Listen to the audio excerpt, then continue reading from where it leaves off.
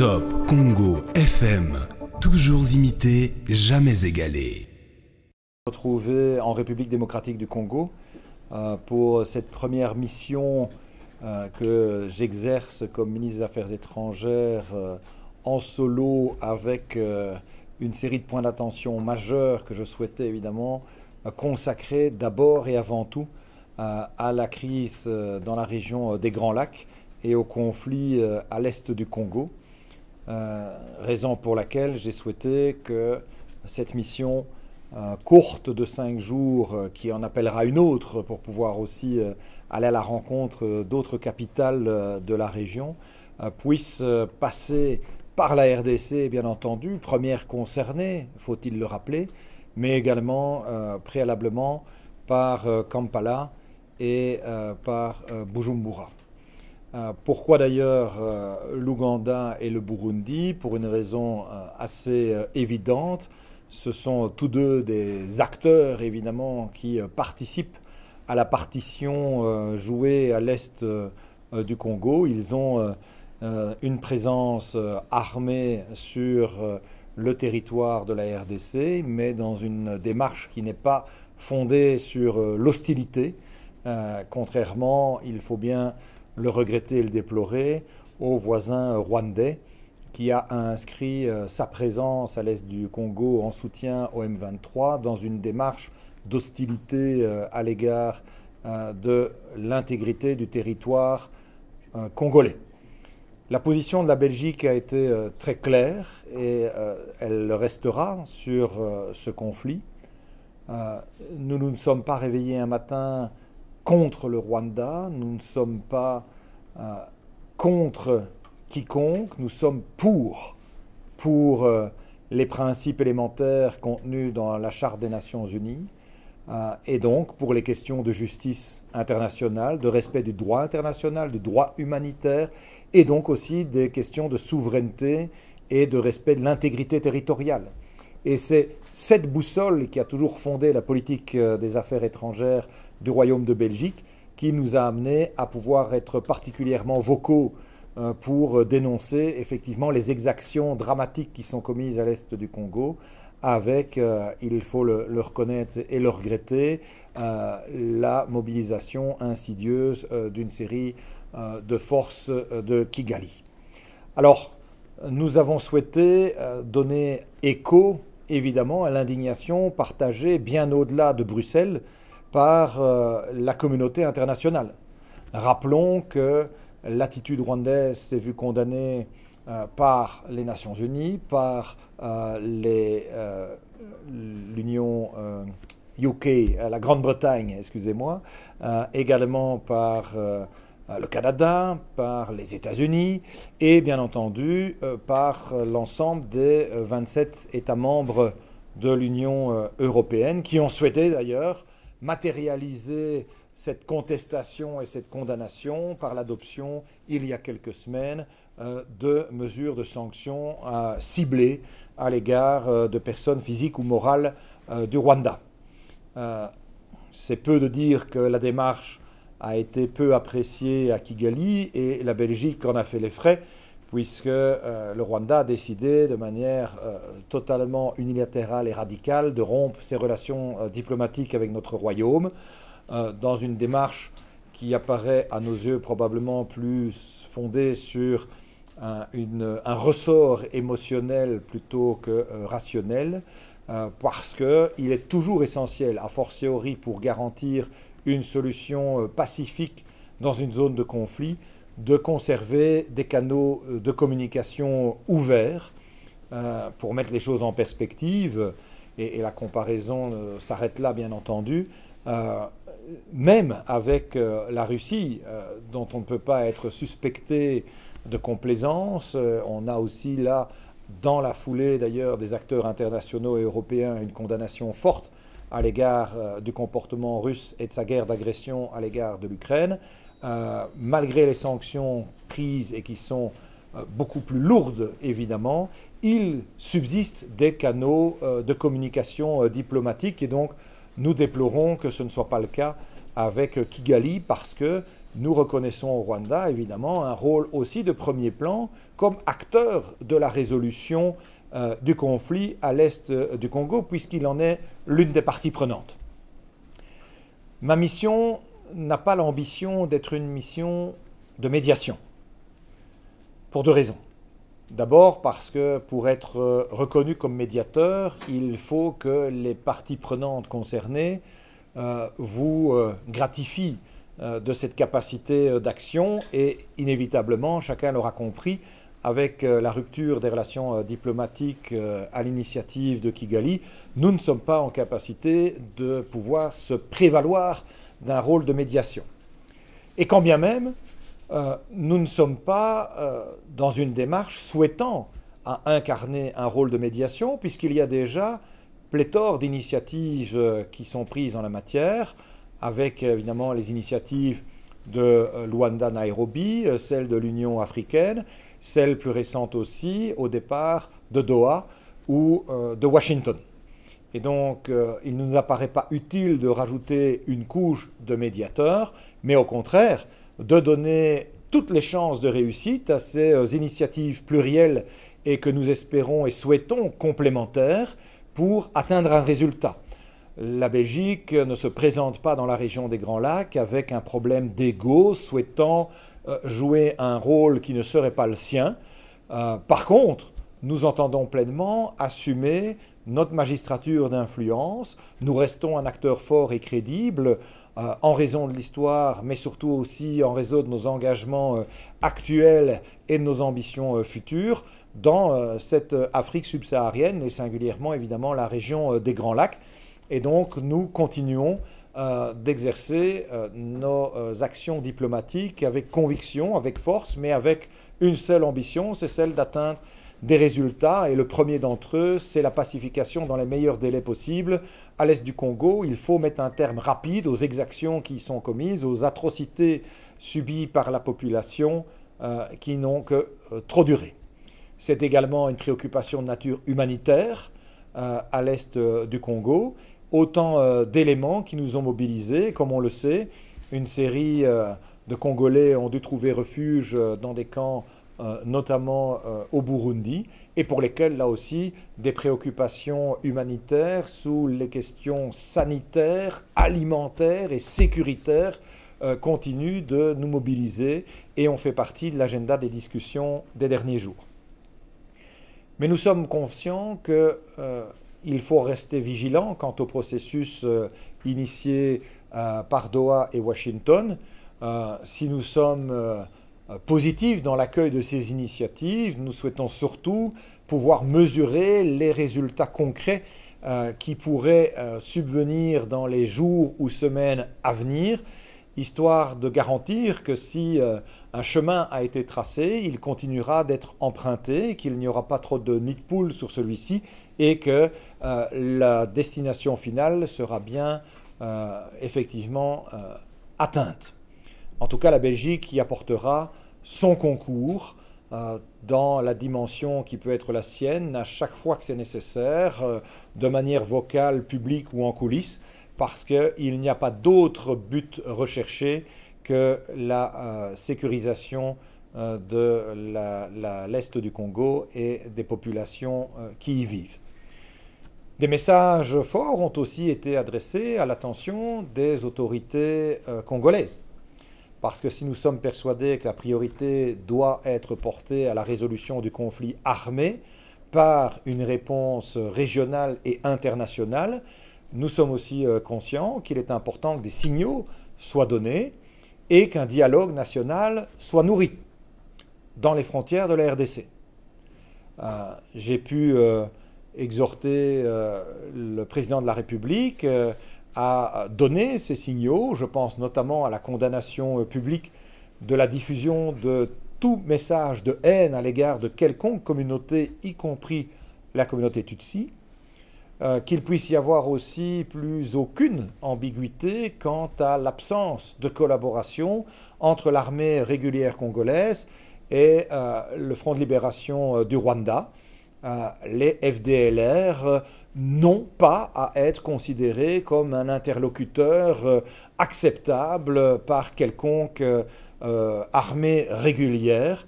Ils doivent pouvoir aussi faire l'objet de poursuites par rapport aux exactions qui sont commises, et des signaux sont également clairement attendus à cet égard. Il y a aussi une volonté de nourrir le dialogue national qui doit être aussi un adjuvant de la résolution des conflits et de la pacification, bien entendu, de l'ensemble du territoire congolais. J'ai donc plaidé pour qu'il puisse y avoir une attention réservée et donc aussi une écoute à l'initiative des évêques et qu'effectivement il puisse y avoir une audience qui leur soit offerte par le président de la République. Je lui laisse le soin d'en analyser l'opportunité, mais je pense que ça contribuerait aussi à montrer que diverses initiatives, dont il lui importera évidemment de décider les suites à y réserver, sont quand même prises évidemment en considération. C'est aussi la volonté qu'une initiative importante soit impulsée pour justement consolider ce dialogue national en maximalisant les différentes forces politiques en présence autour de la table. C'est aussi le rappel du besoin d'un agenda de réforme. Un agenda de réforme qui ne doit pas être relayé aux oubliettes. Bien sûr qu'il est compréhensible que l'autorité gouvernementale et présidentielle soit prioritairement concentrée sur la résolution du conflit armé à l'Est. Mais si les difficultés de gouvernance qui ne sont pas niées au sein de la RDC ne peuvent évidemment pas servir de prétexte à quelconque pays voisin pour violer l'intégrité territoriale de la RDC, il ne faut pas non plus que ce conflit armé reporte sans cesse une série de réformes sur lesquelles le gouvernement s'est engagé et que le président a réitéré son intention de mener à bien. J'ai évoqué avec lui notamment les questions de réforme du système judiciaire, les questions liées aux droits humains ou encore les questions liées à la lutte contre la corruption.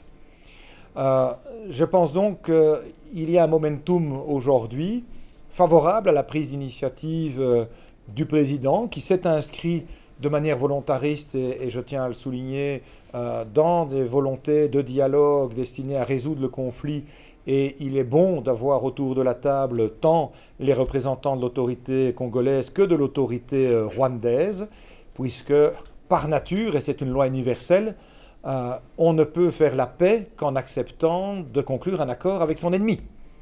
De tout temps, ça a été le cas et ce sera encore le cas dans le futur pour pouvoir trouver une solution en ayant en ligne de mire un enjeu essentiel, c'est que nous devrons tous et tous œuvrer à l'intérêt général plutôt qu'à l'intérêt des généraux.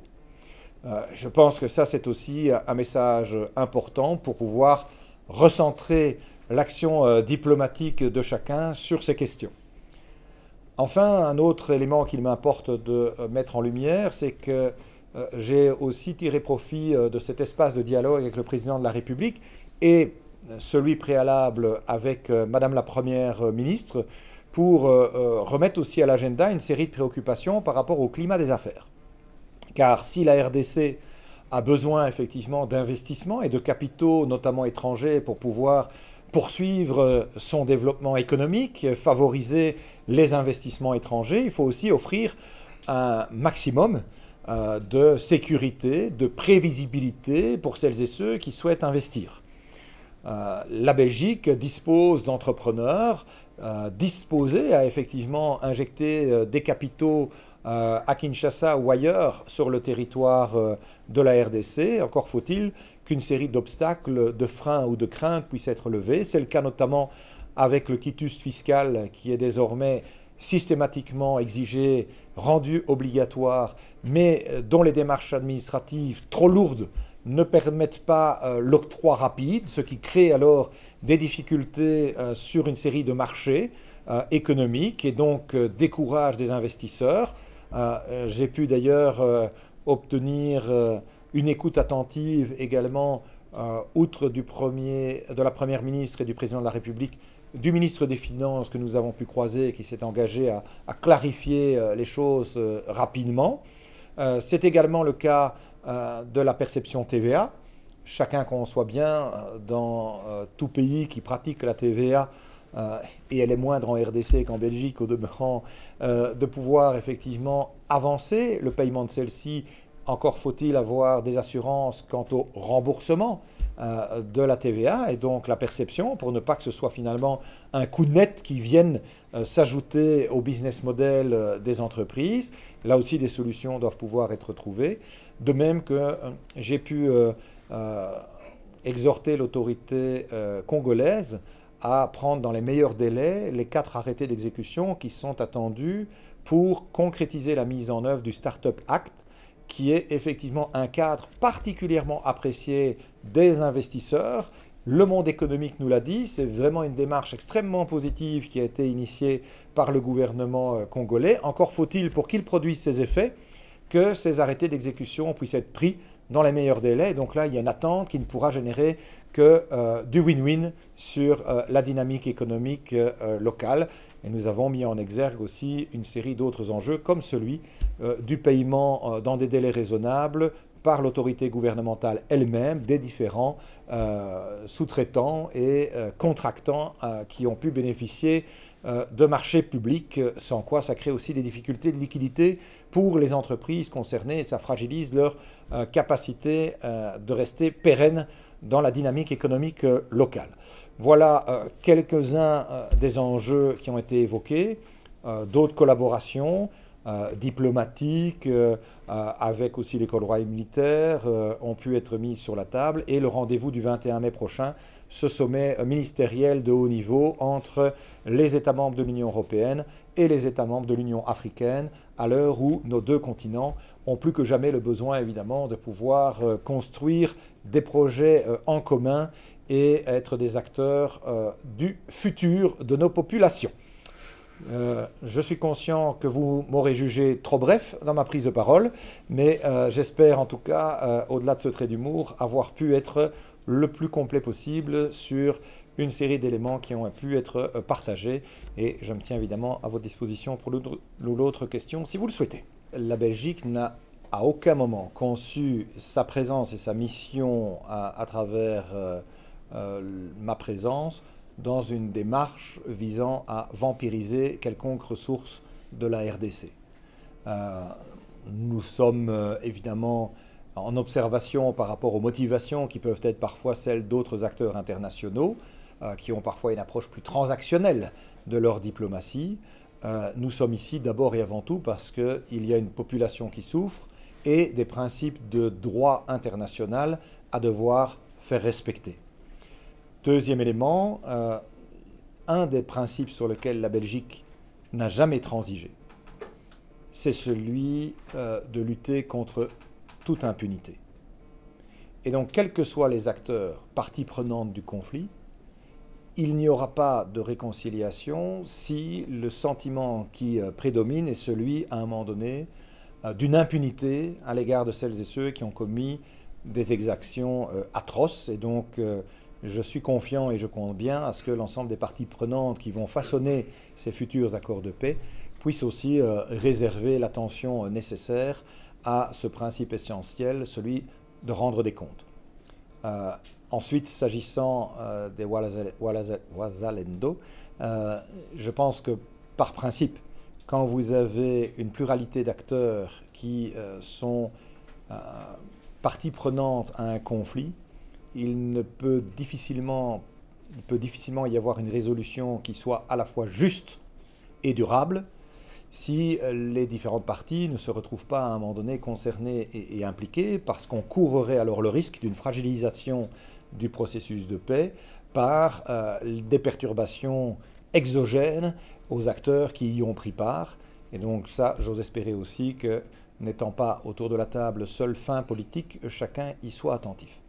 Preuve s'il en est que notre motivation n'est pas prioritairement transactionnelle, je ne suis pas venu avec dans ma manche la liste d'une série d'entreprises actives dans le secteur dont je pourrais faire la promotion en profitant de cet espace publicitaire. Mais par contre, ce que je peux vous dire, c'est que nous avons une expertise, évidemment, reconnue mondialement, à travers des acteurs comme Umicore, John Cockerill ou autres, qui ont des capacités, évidemment, de pouvoir traiter l'ensemble de ces matériaux critiques rares. Et donc, si l'opportunité se fait jour de pouvoir aussi être un partenaire d'investissement, il n'y a pas de raison, effectivement, que nous l'évacuions. Je pense qu'il y a un constat qui est quand même largement partagé par la communauté internationale sur le caractère problématique, violent, outrageant du FDLR. Et donc je pense que c'est effectivement de bon compte qu'à un moment donné, ce ne soit pas un groupe armé sur lequel quelconque partie prenante décide de s'appuyer pour pouvoir poursuivre ses objectifs et atteindre ses résultats. Je n'ai pas les habilitations militaires pour pouvoir décider de quelle serait la meilleure stratégie et technique à mettre en œuvre, mais je pense qu'il est incontestable qu'aujourd'hui, les suspicions de collaboration ou les faits de collaboration avec le FDLR constituent aussi un des points majeurs de problématiques à devoir résoudre pour avoir une solution de paix durable. Et s'agissant des initiatives de Doha ou de Washington, je vous dirais que j'ai certes de la prudence, mais que je formule aussi le vœu de la confiance. Toute initiative destinée à obtenir un résultat de paix est à encourager. Mais je veux simplement aussi ne pas crier victoire trop vite, tant que nous n'avons pas connaissance d'un accord formel. À ce stade, il y a un engagement pour ouvrir des discussions. On ne connaît pas encore le menu et ma seule crainte, c'est que quand on viendra aborder le fond des conditions pour que cette paix puisse être signée, qu'il y ait éventuellement l'une ou l'autre partie, quelle qu'elle soit, qui estime que les conditions formulées par l'autre ne sont pas acceptables et qu'il n'est dès lors pas possible de converger et que dès lors le processus connaisse une sortie de route. C'est ça qui m'amène à être confiant mais prudent. Nous avons de longue date un partenariat avec les forces armées régulières de la République démocratique du Congo, avec une formation dispensée pour ces forces armées à Kindu. Et je tiens à repréciser d'ailleurs, puisque l'avantage des réseaux sociaux, c'est que ça offre le pire et le meilleur, et souvent le meilleur du pire. Et en l'occurrence, j'ai vu circuler des informations totalement fausses, selon lesquelles on aurait envoyé du matériel militaire, des avions, des troupes. Heureusement qu'on n'a pas de porte-avions, c'était je crois le seul élément qui manquait encore dans la fake news. Donc il n'en est rien. Nous avons six militaires qui, depuis plusieurs années, sous les auspices d'un programme européen, sont en train de faire du capacity building à Kindu, ni plus ni moins. Et depuis plusieurs années, nous offrons la capacité, toujours dans cette logique de capacity building, à des forces armées de différents pays africains, d'envoyer une série de leurs officiers se former à l'école royale militaire belge à Bruxelles. C'est le cas pour l'Ouganda, c'est le cas pour le Burundi, c'est le cas pour la RDC, c'était le cas pour le Rwanda.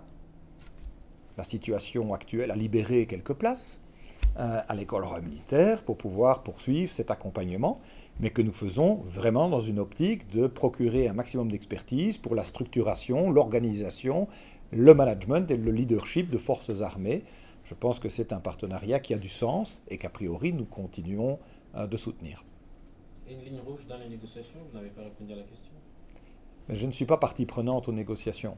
Et donc je n'ai pas le sentiment qu'il m'appartient de les compliquer en allant depuis l'extérieur évoquer une ligne rouge à imposer à celles et ceux qui, de l'intérieur, vont devoir démarrer leurs négociations. Vous suggérez que je me positionne avec un « ou ». Je répondrai avec un « et ». Je pense que nous devons donner toutes les chances de réussite au processus de médiation qui sont initiés. Et un homme politique a le devoir de l'optimisme. Si lui-même est déjà peu convaincu et déprimé, il aura du mal à enthousiasmer et convaincre. Et dès lors que les enjeux sont aussi cruciaux que ceux ayant trait à l'intégrité physique, psychique, à la vie de population à l'est du Congo, on doit effectivement se mobiliser pour obtenir des résultats. Et donc, je reste confiant, mais ça ne m'empêche pas d'être lucide et de ne pas vouloir crier victoire trop vite, tant qu'on n'a pas la capacité de mieux cerner les contours de fond et de forme de ces pourparlers. Je disais « et » parce que, indépendamment de ce qui se fait là-bas, dans les discussions de négociation, il faut maintenir, me semble-t-il aussi, au top de l'agenda, le conflit à l'est du Congo.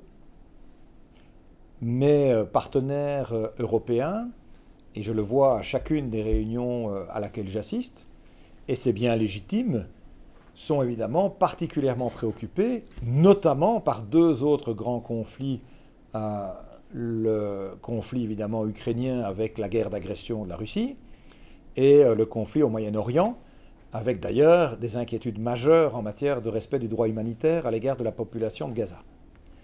Mais je ne voudrais pas qu'on relègue donc en division 2 le conflit majeur au vu des victimes qui sont dénombrées chaque jour à l'est du Congo. Et donc la Belgique entend bien rappeler qu'il est important de ne pas se satisfaire en s'en frottant les mains de l'étape franchie il y a quelques semaines avec un premier train de sanctions pour considérer que le travail est fait, que la boucle est bouclée et qu'on ne doit plus alors garder sous les projecteurs l'attention de la communauté internationale à l'est du Congo.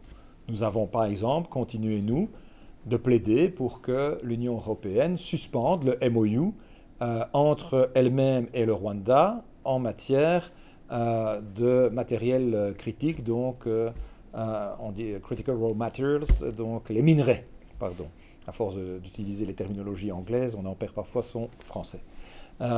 Et donc il me semble qu'on doit rester vigilant à ce que les préoccupations restent toujours au top de l'agenda de la communauté internationale, et c'est à ça que la Belgique souhaite continuer d'œuvrer.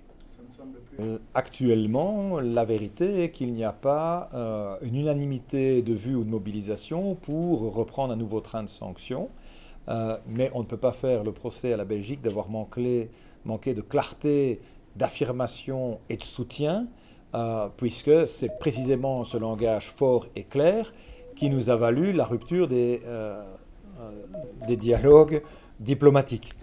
Mais je voudrais aussi, et je l'ai dit à mes collègues européens, qu'ils ne se fassent pas intimider.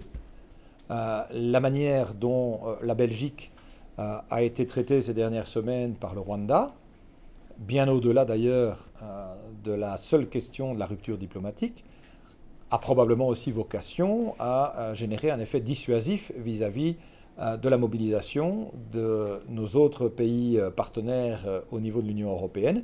Et je pense que nous devons éviter cela pour rester mobilisés sur le conflit à l'est du Congo.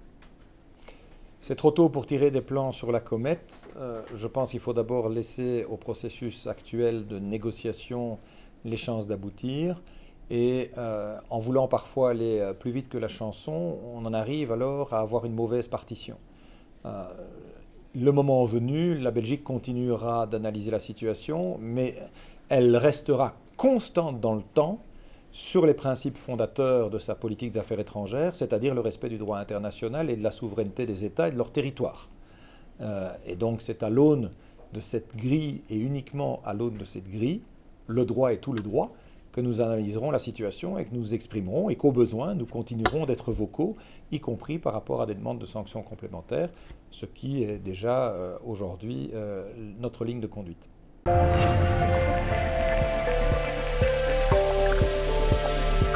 Top Congo FM, toujours imité, jamais égalé.